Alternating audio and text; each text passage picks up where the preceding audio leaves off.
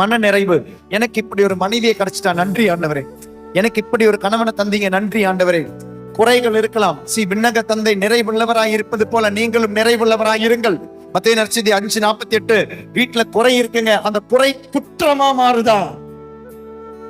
குறை இல்லாத வீடுகள் கிடையாது. திருக்குடும்பத்திலும் குறை இருந்தது. பணக்குறை இருந்திருக்கலாம். தச்சனவர், he was a carpenter, he was not a rich man. அவர் அந்த பிரசவத்தை கூட நல்ல பிரசவம் இடம் கொடுக்க முடியல, குறை இருந்தது. ஒரு சத்திரத்துக்கு கொடுக்க காசு இல்ல அந்த மனுஷங்கிட்ட, குறை இருந்தது.